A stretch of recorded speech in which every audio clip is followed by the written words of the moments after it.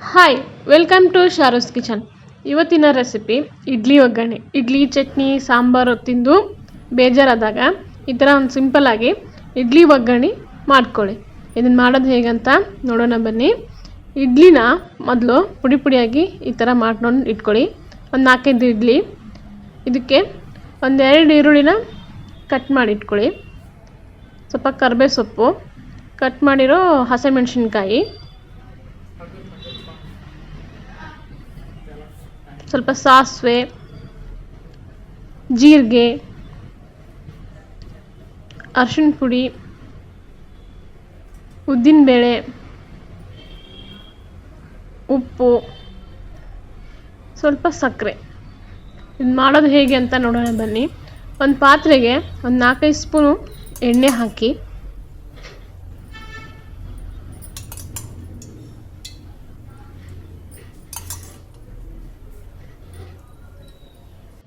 ಎಣ್ಣೆ ಸ್ವಲ್ಪ ಬಿಸಿ ಆದಮೇಲೆ ಇದಕ್ಕೆ ಸ್ವಲ್ಪ ಸಾಸಿವೆ, ಜೀರಿಗೆ,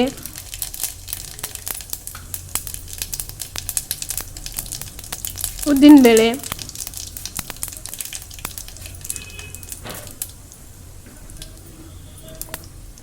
ಒಂದು ಸ್ವಲ್ಪ ಕರಿಬೇವು ಸೊಪ್ಪು,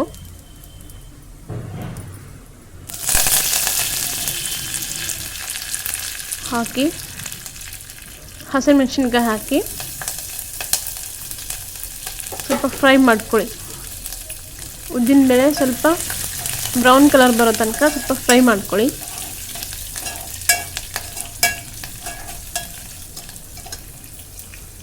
ಆಮೇಲೆ ಇದಕ್ಕೆ ಕಟ್ ಮಾಡಿರೋ ಈರುಳ್ಳಿ ಹಾಕಿ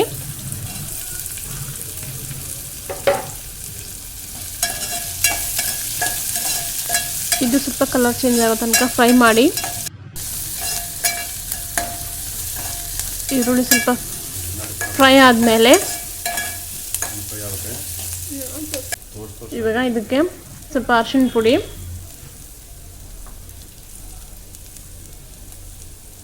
ರುಚಿಗೆ ತಕ್ಕಷ್ಟು ಉಪ್ಪು,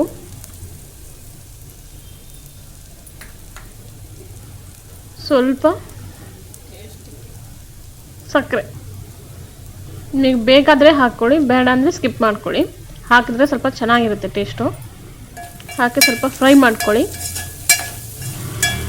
ಇದು ಫ್ರೈ ಆದಮೇಲೆ ಆವಾಗಲೇ ಪುಡಿ ಮಾಡಿದ್ವಲ್ಲ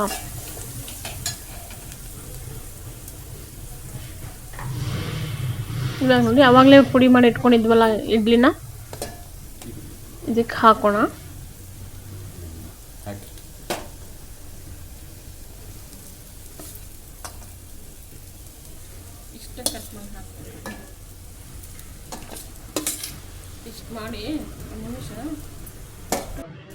ಹಾಕಿ ಸ್ವಲ್ಪ ಚೆನ್ನಾಗಿ ಕಲಸಿ.